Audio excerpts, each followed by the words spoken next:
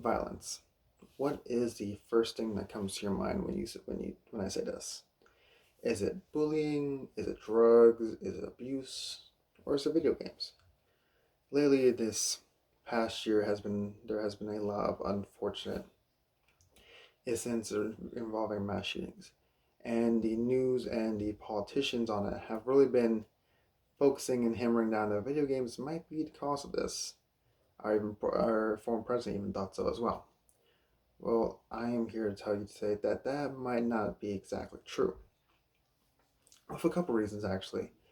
With the crime rate that is with the correlation to the causation of this, the research that has been done to back up these claims and how much of it actually does anything to these kids, and the real underlying base issues of these, where the problem really roots from the mental illness, the real mental issues of them. And I hope after hearing all of this that you guys might have a different perspective on this. Now, the crime rates. YouTubers by name of Drifter and MatPat from Game Theories have done their fair bit of research on this and have concluded that drew their research on the crime rates on this type of issue, and really when the growth of these video games really started to become popular, what they were like. Mortal Kombat and GTA, when they were really starting to pop out in the community, were around the 1980s to 2010s. Now, you would imagine during this span, this window, that there would be an immense amount of increase, or at least a slight increase, in these types of violences and these crime rates. But quite the opposite of that is true. 1980s is when we had the highest murder rate in America. But during this window, that rate actually plummeted, and it's gone down by 45.5% since then.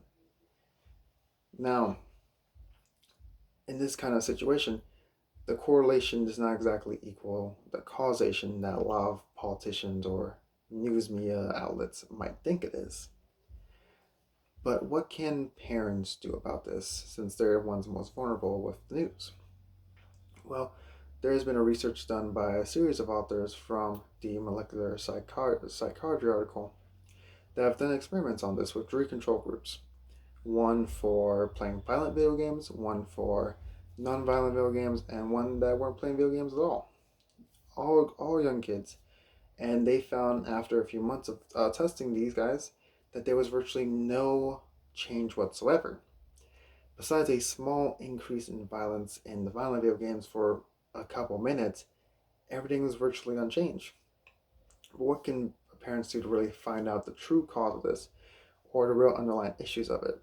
Well, Claire McCarthy from the senior faculty member for Harvard has done some research on virtual violence. So not just violent video games, but movies, films that are all easily attainable for kids and what they can do about it. Now, parents have multiple tools at their disposal.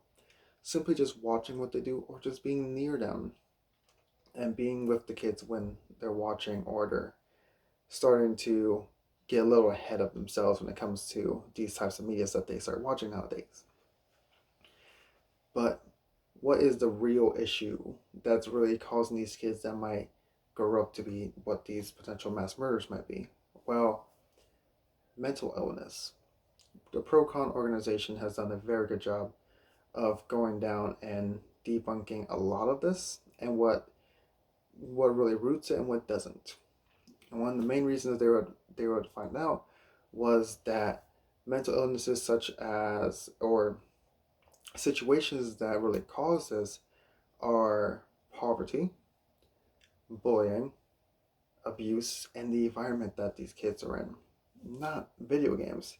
In fact, quite the opposite is true for them, where they will start to actually feel enlightened and be able to take a break from all of the stress that they have been carrying with them throughout the entire day, to just sit down and just play a couple video games, play a couple matches. Now, draw this, I hope that I have been able to enlighten you guys and give you guys a new perspective on what kind of what kind of subject we're really dealing with.